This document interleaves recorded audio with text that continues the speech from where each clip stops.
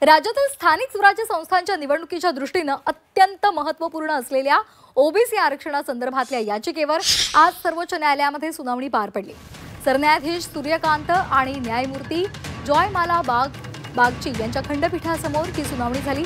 यावेळी solicitor general या प्रकरणामध्ये वेळ आणखी वाढवून देण्याची मागणी त्यांनी केली।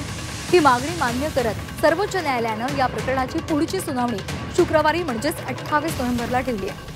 सुनावणी लांबल्यामुळे राज्यातील स्थानिक स्वराज्य संस्थांच्या निवडणुकांवर टांगती तलवार कायम आहे। तर कोर्टामध्ये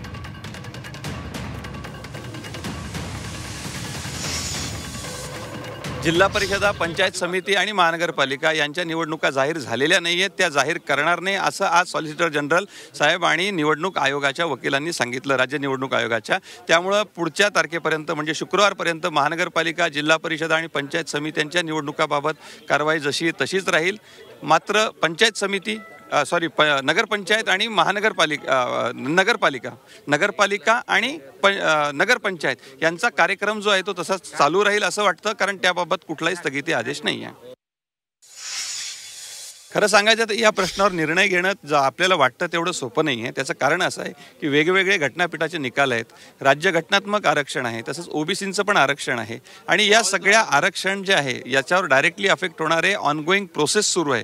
लोकांचा प्रचार आता जवळपास संपत आलेला आहे, मतदान आहे आता 2 दिवसावर। त्यामुळे या सगळ्या प्रकरणामध्ये एकदम कुठलाही निर्णय जर आपण अचानक जर घेतला तर मग त्याचे परिणाम फार दूरगामी होतात। त्यामुळे कदाचित या सगळ्या हिअरिंगला थोडासा वेळ लागेल, पण एक मात्र बाब आनंदाची अशी आहे की सगळ्यांचा सूर हाच आहे की निवडणुका वेळेत झाल्या पाहिजे। सर्वोच्च न्यायालयाने ते स्पष्ट केलंय, त्यामुळे थोडासा वेळ जरी लागला तरी 2-2 दिवसाला सुनावणी आहे, त्यामुळे लगोलग काहीतरी मार्ग निघेल असं दिसतं।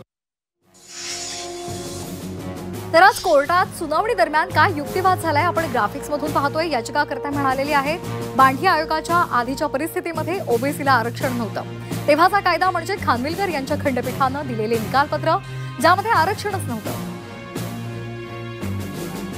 तर तुषार मेहता सॉलिसिटर जनरल ते म्हणाले ते कोर्टाला ठरवू दे। तसंच आम्ही सदहेतून कोर्टाच्या आदेशाचा अर्थ लावण्याचा प्रयत्न केला। आम्ही अजून माहिती घेत आहोत, पण 1 दिवस नंतर सुनावणीला ठेवता येईल का? नगरपंचायत आणि महानगरपालिका निवडणुका आहेत 2 डिसेंबरला। 246 परिषद त्याचबरोबर 42 नगरपंचायत निवडणुका आहेत। जिल्हा परिषद, पंचायत समिती आणि महानगरपालिका सुद्धा बाकी आहेत अशी सुद्धा माहिती तुषार मेहतांनी दिली। त्यावर याचिकाकर्ता म्हणालेले आहेत आधीच निवडणुका जाहीर आहेत, अर्ज भरून झाले। 40% नगर परिषदेमध्ये 50% आरक्षणाचं उल्लंघन झालंय।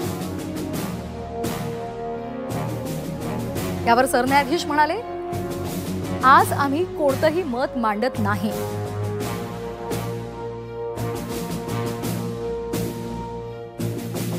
तर तुषार मेहता म्हणाले गुरुवारी किंवा शुक्रवारी ठेवूयात सुनावणी।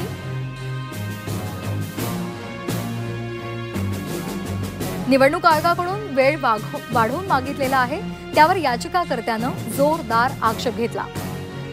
याचिकाकर्ते म्हणाले 50% आरक्षणाचं उल्लंघन झालंय। त्यावर सरन्यायाधीश म्हणाले शेवटी या प्रकरणातील आदेशाला बांधील असूनच निवडणूक होणार आहे। निवडणूक आयोग आज तुम्ही निर्णय केलात तर त्यानुसार आम्हाला आरक्षण वर्गवारी करावी लागणार आहे। शुक्रवारी 12 वाजता पुढची सुनावणी होणार असल्याचं सरन्यायाधीशांनी यावेळी सांगितलं।